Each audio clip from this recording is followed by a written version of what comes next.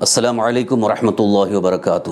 رمضان المبارک کے آخری جمعہ کے متعلق لوگوں میں ایک غلط فہمی پھیلی ہوئی ہے کہ آخری جو جمعہ جمعۃ الوداع کہلاتا ہے اس میں خطبہ جمعۃ الوداع پڑھنا یہ لازم اور ضروری ہے، حالانکہ شرعاً ایسا کوئی حکم نہیں ہے۔ یعنی خطبہ جمعہ کے لیے خطبہ شرط ہے، کسی خاص عنوان یا کسی خاص متن کے ساتھ خطبہ ہونا یہ شرط نہیں ہے، نہ لازم ہے نہ واجب ہے۔ لہٰذا جمعۃ الوداع میں خطبہ میں اگر الوداع یا شہر رمضان نہیں پڑھا گیا، یا خطبہ جمعۃ الوداع جو مخصوص ہے کسی کتاب میں وہ اگر کسی امام نے نہیں پڑھا تو ان پر کسی چیز کا یہ الزام نہیں کہ انہوں نے خطبہ نہیں پڑھا یا خطبے میں یہ چیز نہیں پڑھا۔ عوام کو اس سلسلے میں علماء پر ائمہ پر یہ دباؤ نہیں بنانا چاہیے۔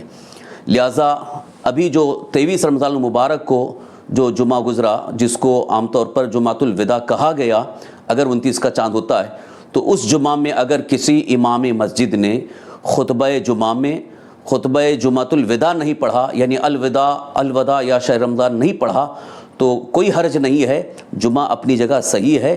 لہٰذا اس کو کسی طرح سے علماء پر ائمہ پر دباؤ بنانے کی کوشش نہ کریں۔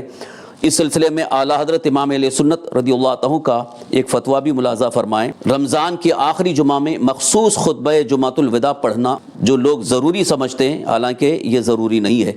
اعلیٰ حضرت فرماتے ہیں جمعہ کے لیے خطبہ شرط ہے، خاص خطبہ الوداع کوئی چیز نہیں، ان کے ترک سے نماز پر کچھ اثر نہیں پڑ سکتا، اس کے ترک میں کچھ خلل نہیں، نہ ترک کرنے والے پر زجر و ملامت روا۔ فتاوی رضویہ جلد نمبر 9 صفحہ 100۔ اور اسی مقام پر علماء کو تنبیہ فرماتے ہیں، علماء اس کا التزام نہ کریں، کبھی ترک بھی کریں کہ عوام واجب نہ سمجھنے لگیں۔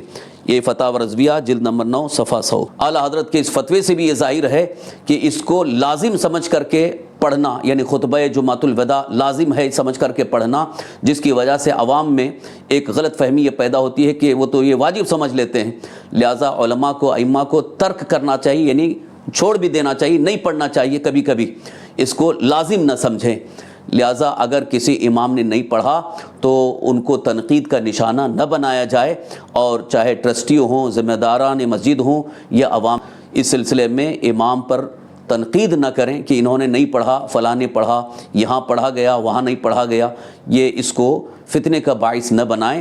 لہٰذا جنہوں نے نہیں پڑھا اور جمعہ کے خطبہ کی جو شرطیں ہیں وہ پالی گئیں تو ان کا جمعہ صحیح ہے، اور جنہوں نے پڑھا تو ان کے لیے کوئی حرج نہیں ہے۔ واللہ تعالی اعلم۔